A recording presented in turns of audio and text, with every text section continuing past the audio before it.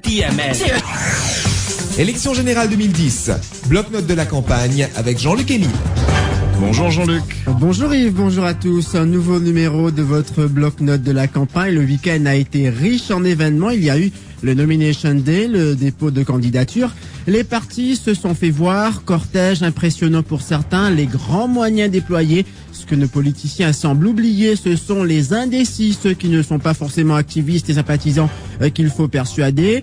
Alors qu'on assistait à une poussée d'adrénaline samedi, le Nomination Day, Valérie Lemaire a voulu connaître l'envers du décor. Effectivement, pendant que certains allaient tambour battant déposer leur candidature, les manèges, eux, continuaient de tourner. Tu aimes faire du manège? Oui. Tu es venu en faire là? Oui.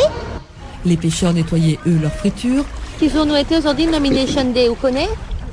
Non, aujourd'hui c'est samedi. Demain c'est dimanche.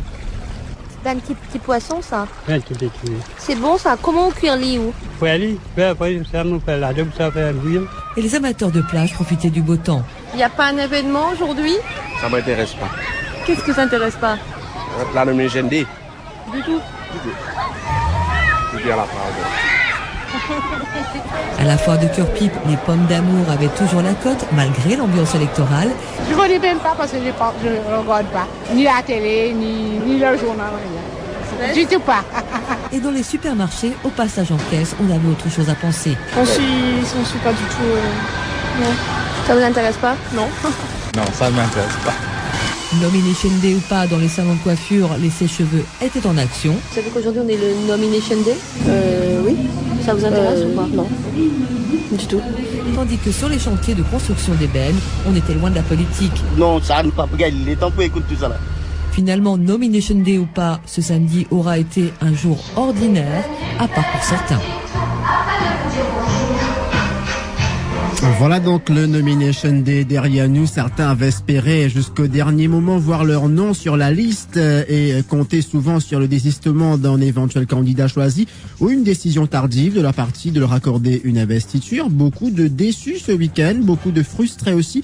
Les leaders doivent calmer le jeu. Certains qui occupaient le terrain ces dernières semaines se sont éclipsés alors que d'autres sont encore plus visibles. Ce sont ceux qui ont déjà obtenu la garantie qu'en cas de victoire, ils seront récompensés. Yatin Varma, par exemple, sera Attorney General en cas de victoire. Il est arrivé samedi en compagnie de Navin Ramgoolam au collège Drupnath Ramphal, donc à Pamplemousse, pour le dépôt des candidatures. Chez les Mauves, Paul Béranger a déjà annoncé la couleur au numéro 2 et 3 pour lui. Le choix a été difficile à faire.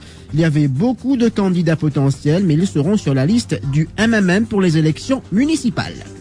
545 candidats vont donc briguer les suffrages le 5 mai. Sur ce point, c'est clair, la commission électorale attendra jusqu'à demain la date limite pour le retrait des candidatures avant de se pencher sur l'impression des bulletins de vote. Mais la commission aura certainement beaucoup plus de travail. Les candidats ont reçu samedi leur code de conduite et sur le terrain, le ton et le contenu des discours n'a pas changé.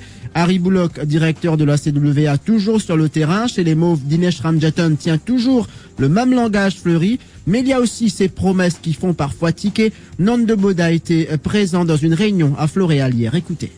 Si vous voulez Subitex pour les enfants, si vous voulez aux enfants venir droguer, vous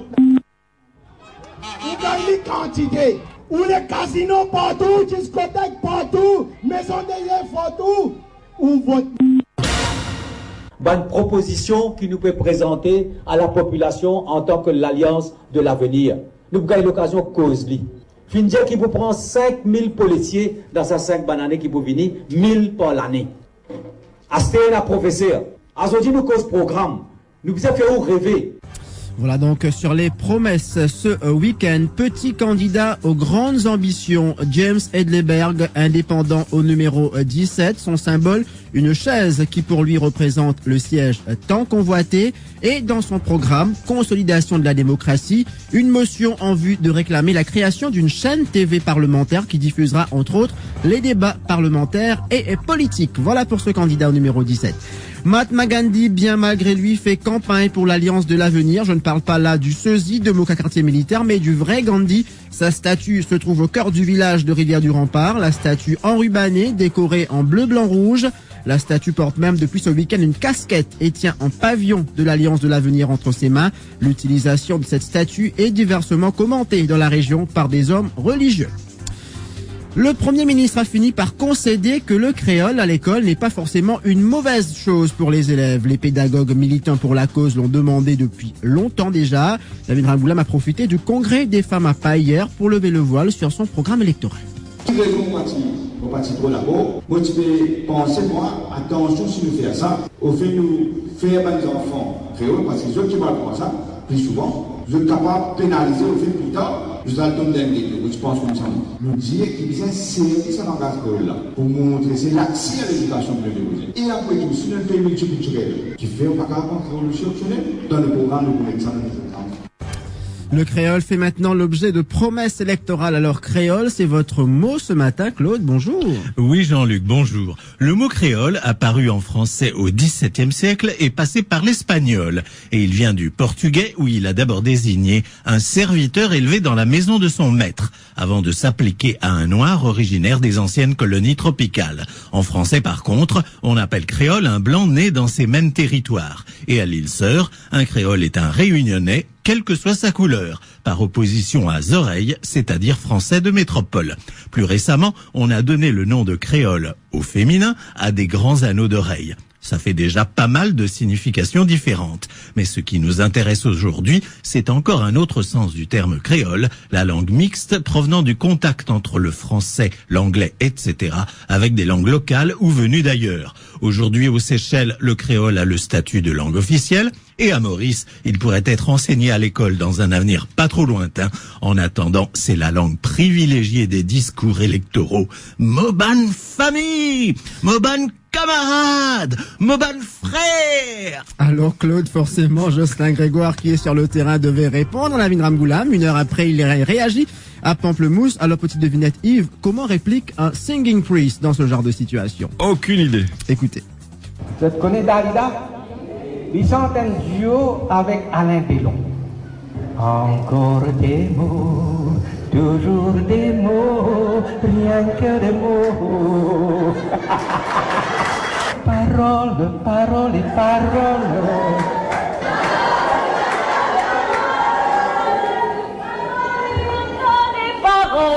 Ce sont des mots. Nous ne Dalida nous manque plus Alain Delon. Mais moi, docteur Ramboulam, de faire Alain Delon. Voilà donc pour ce matin, Yves. On se retrouve demain.